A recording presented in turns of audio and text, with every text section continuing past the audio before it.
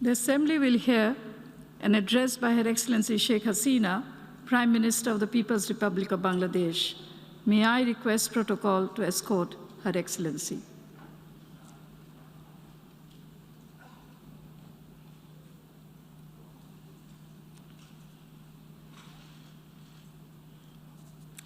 It's my distinct honor and privilege now to welcome Her Excellency Sheikh Hasina, Prime Minister of the People's Republic of Bangladesh, and I invite her to address the General Assembly. Madam Prime Minister.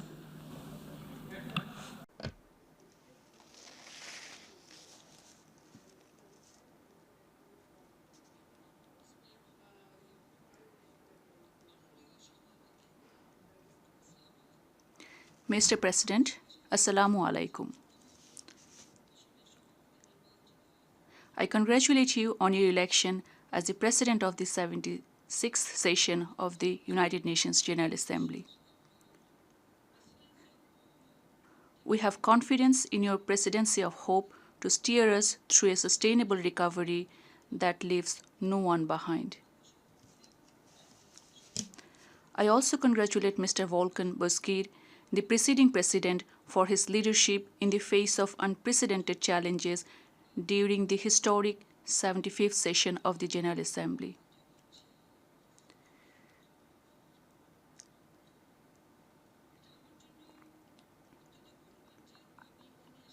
It's my great pride that this is my 17th participation in the UNGA to represent my country, Bangladesh.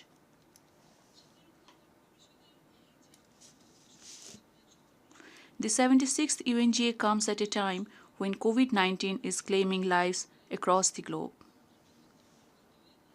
Many countries are being affected by recurring waves of new variants. The pandemic has battered the health systems and economies across the world. I pay tribute to all the frontline workers for their dedicated service and sacrifice during the crisis. Against the grim reality of COVID-19, the theme of this session, centering around hope, is very timely. As an avowed supporter of multilateralism and the UN system, Bangladesh wishes to see this organization as a source of hope and aspiration during this critical time. We must set aside our differences and rise as one, harnessing our collective strength to build back a better world for all.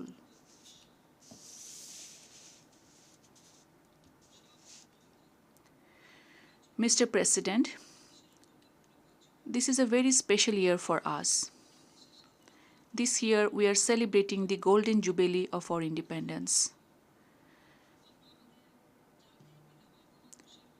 This celebration coincides with Mujib Year, the birth centenary of the father of the nation, Bangabandhu Sheikh Mujibur Rahman.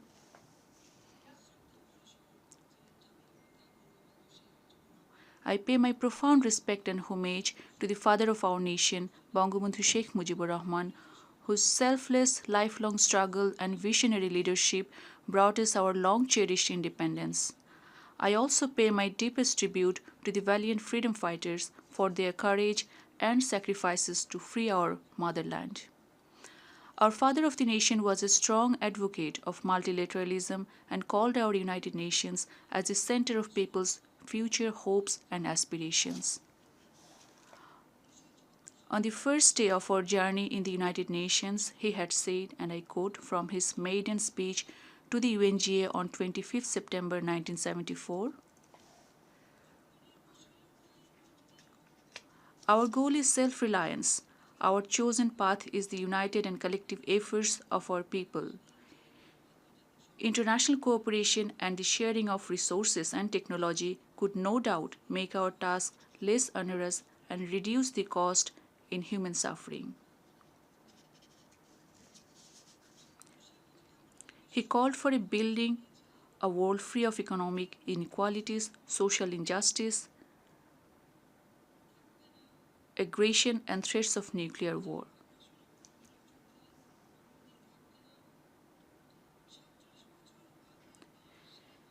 These are relevant as relevant today as they were 47 years ago.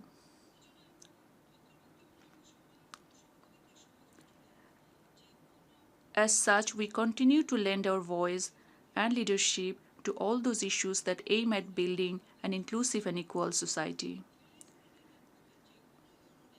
Our calls for fixing equality, our firm position against any form of injustice as against the Palestinian people, resolution of the Rohingya crisis, and promoting climate justice are a few examples of our global commitment.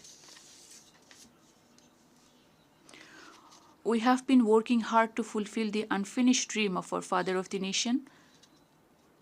We are now among the 5 fastest growing economies of the world, ranking 41st in terms of GDP.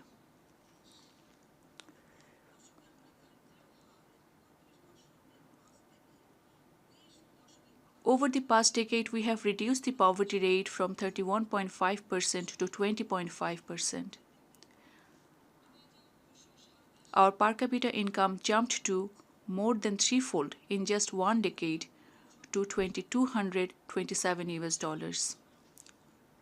Our foreign currency reserve has reached all-time high to 48 billion US dollars.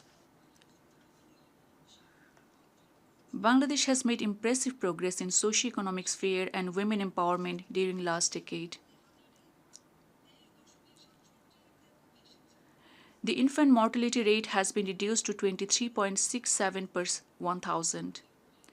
Maternity mortality rate to 173 per 100,000 live births. The average longevity of people rose to 73 years. According to World Economic Forum, in political empowerment of women, Bangladesh is ranked 7th ahead of its regional neighbors since 2014.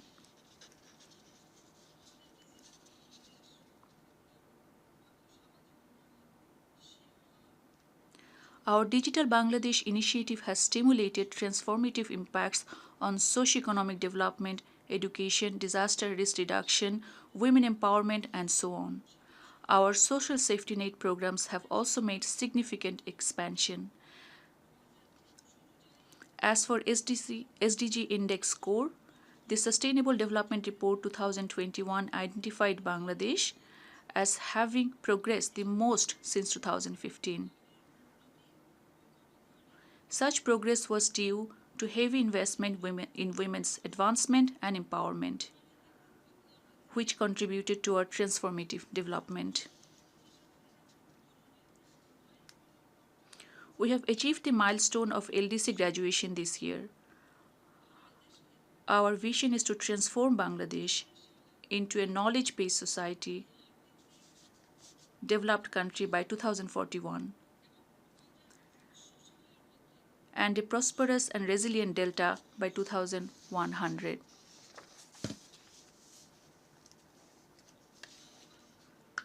Mr. President,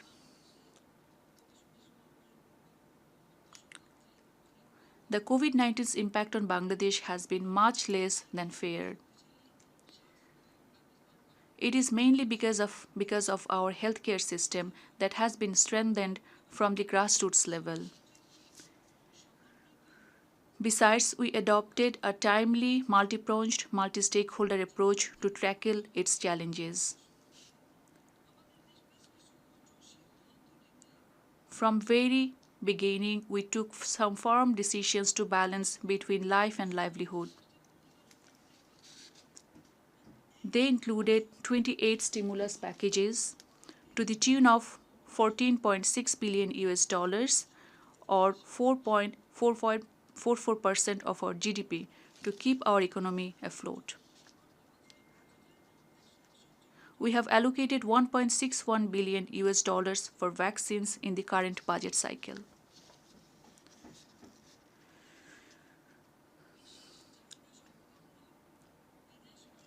Notably, we gave serious attention to the most vulnerable sections of our society, like the ultra-poor, disabled, elders, returnee migrants, and vulnerable women.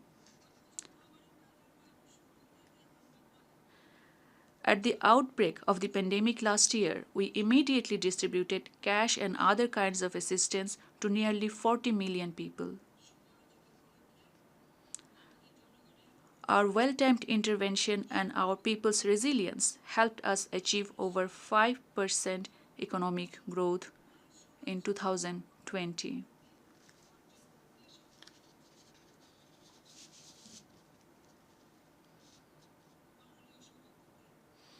Mr. President, humanity since time immemorial has faced the onslaughts of nature and pestilence as well as man-made conflicts and disasters. Yet humanity has survived these monumental challenges with hope in their hearts and belief in themselves. This pandemic is another such crisis from which many inspiring stories of human survival and magnanimity have been born. Sadly, though, this malaise seems likely to be here for a while. And therefore, as we have in the past, must come forth with fresh, inclusive, and global ideas to fight this common enemy.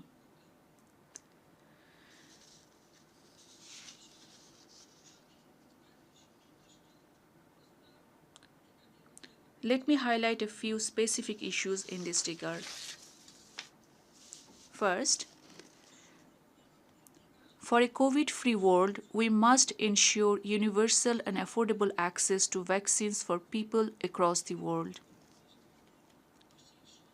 In the last UNGA, I urged this August Assembly to treat COVID-19 vaccines as a global public good. This was echoed by many other leaders. Yet these calls remain largely unheeded. Instead, we have seen growing vaccine divides between the rich and the poor nations. According to World Bank, 84% of vaccine doses have so far gone to people in high and upper middle income countries, while the low income countries received less than 1%.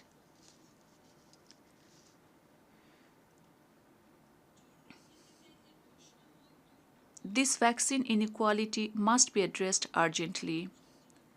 We cannot chart out a sustainable recovery and be safe by leaving millions behind.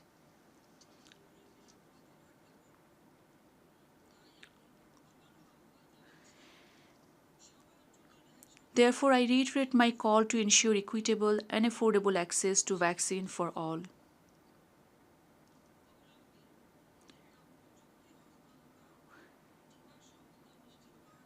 Immediate transfer of vaccine technologies could be a means to ensure vaccine equity. Bangladesh is ready to produce vaccines in mass scale if technical know-how is shared with us and patent waiver is granted. Second, the pandemic has disproportionately impacted the climate vulnerable countries.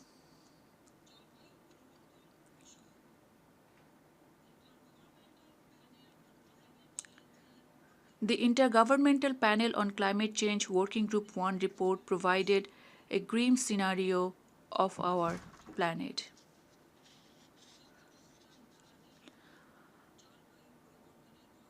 Unless there are immediate measures, the devastating impacts of climate change will be irreversible. No country, rich or poor, is immune of the destructive effects. We therefore call upon the rich and industrialized countries to cut emissions, compensate for the loss and damage, and ensure adequate financing and technology transfer for adaptation and resilience building.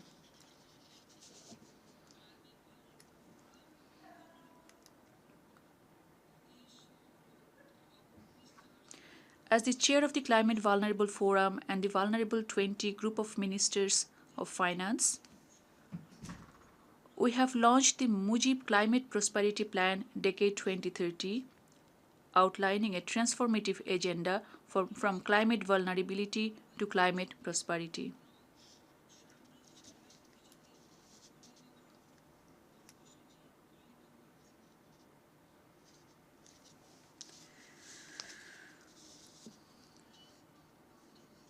The upcoming COP26 summit in Glasgow provide us with a good opportunity to rally support for such new and inclusive ideas. Let us not miss out on this opportunity.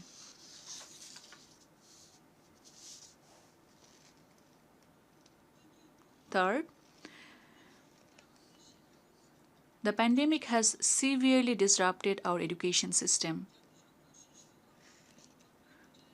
According to UNICEF, close to half of the world's students were affected by partial or full school closures.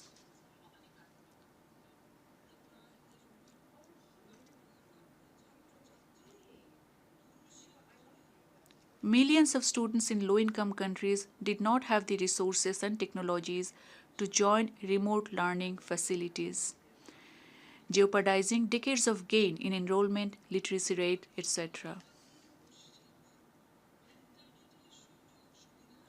We need a global plan to prioritize education recovery by investing in digital tools and services, access to internet, and capacity building of teachers. We also call the UN system to rally partnership and resources to make that happen. Fourth, despite the unprecedented challenges by the COVID-19 pandemic, we are on the track to graduate from the LDC category.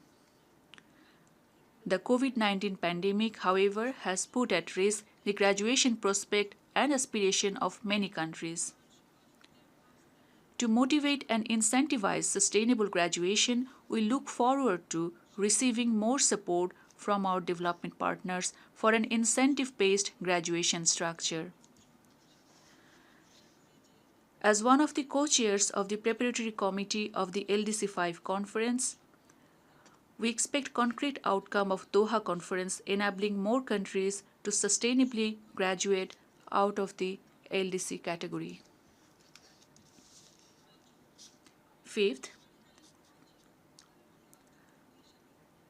migrants have been the frontline contributors during the pandemic as essential workers in the health and other emergency services. Yet, many of them have been particularly hard hit due to loss of jobs, salary cuts, lack of access to health and other social services, and forcible return.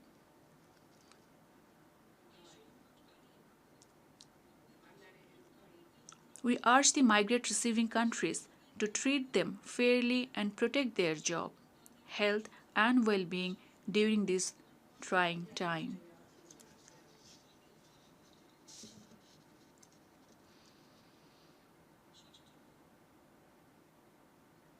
Sixth,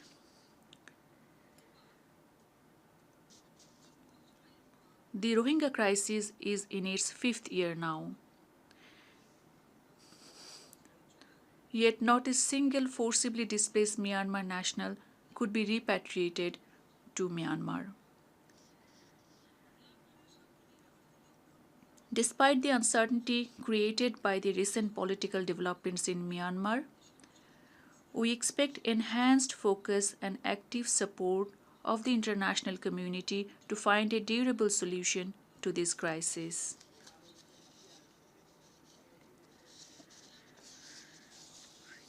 Myanmar must create the conditions conducive for their return.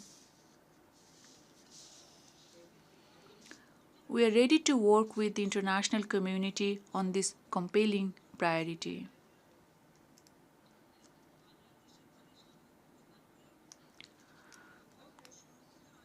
On our part, to ensure their temporary stay in Bangladesh, we have relocated some of the forcibly displaced Myanmar national Rohingyas to Bhasanchar.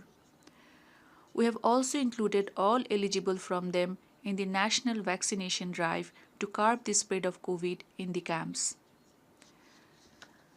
I would like to reiterate that the crisis was created in Myanmar and its solution lies in Myanmar.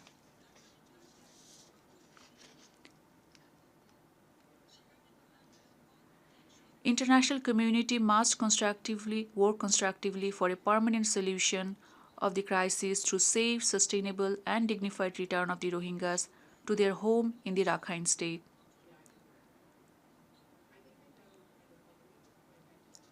For that, the international community needs to support all the efforts.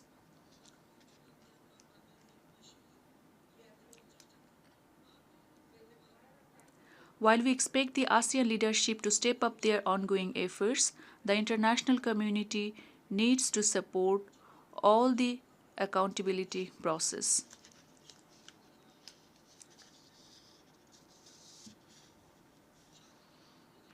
Mr. President,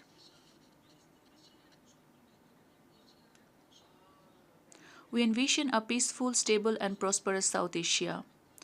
We firmly believe that it is upon the people of Afghanistan to rebuild their country and decide the course of the future themselves.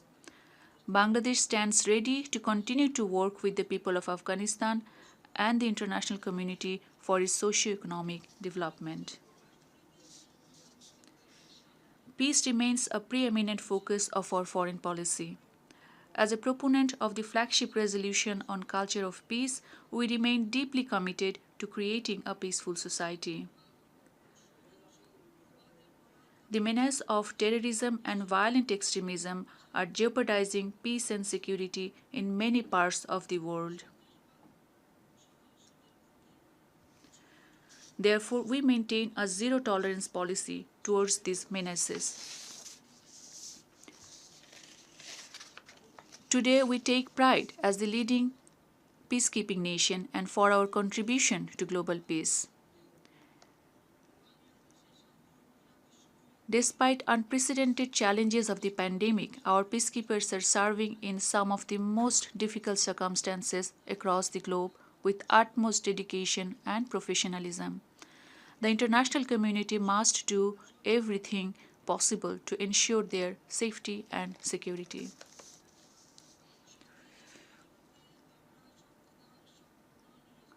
As per our constitutional obligation, we have always been a steadfast supporter of complete disarmament.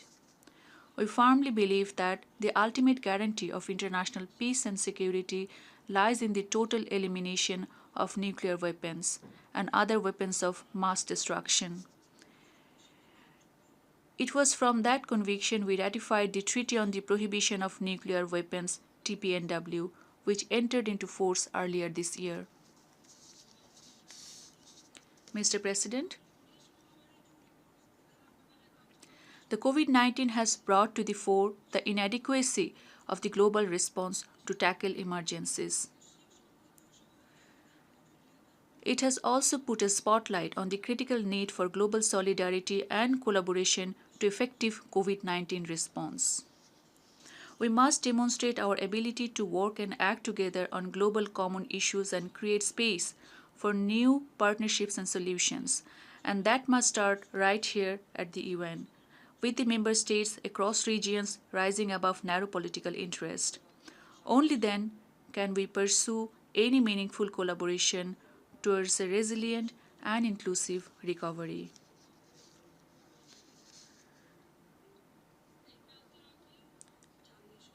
At this critical juncture, the United Nations stands as our best hope.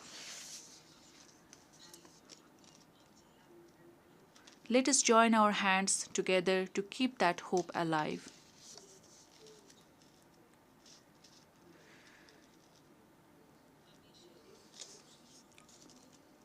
Before I conclude, I wish to humbly remind this revered body established to ensure peace and justice around the world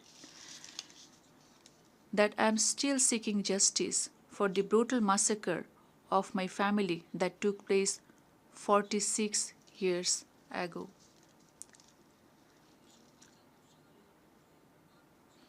It was early in the morning of August 15, 1975. A band of renegade killers ruthlessly assassinated my father, the father of the nation and the then President of Bangladesh, Bangabandhu Sheikh Mujibur Rahman. My loving mother, Sheikh Faziluddinessa Mujib, my three brothers, freedom fighter Captain Sheikh Kamal, freedom fighter Lieutenant Sheikh Jamal, 10 years old Sheikh Russell, and my paternal uncle, freedom fighter Sheikh Abu Nasser.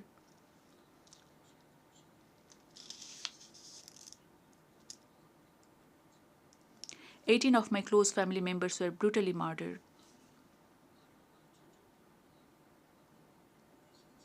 My younger sister Sheikh Rehana and I survived the carnage as we were abroad at that time. For 6 years we were on exile, suffering from the agony of losing near and dear ones.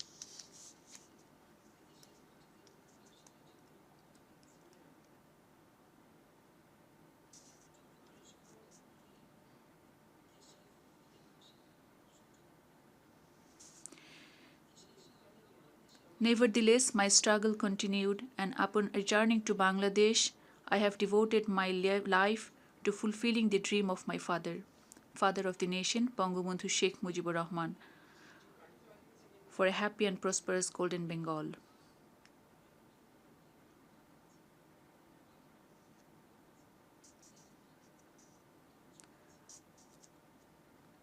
I have faced death threats multiple times. I have been imprisoned multiple times, but I never stopped.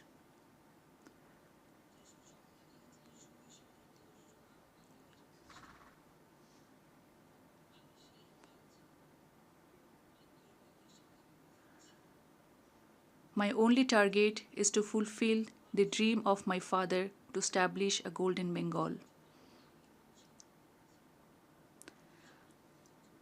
I shall continue to do so as long as I live, inshallah. Inshallah, the people of Bangladesh will have a prosperous life. Thank you all once again. Khoda Hafiz. Joy Bangla, Joy Bangabandhu. May Bangladesh live forever.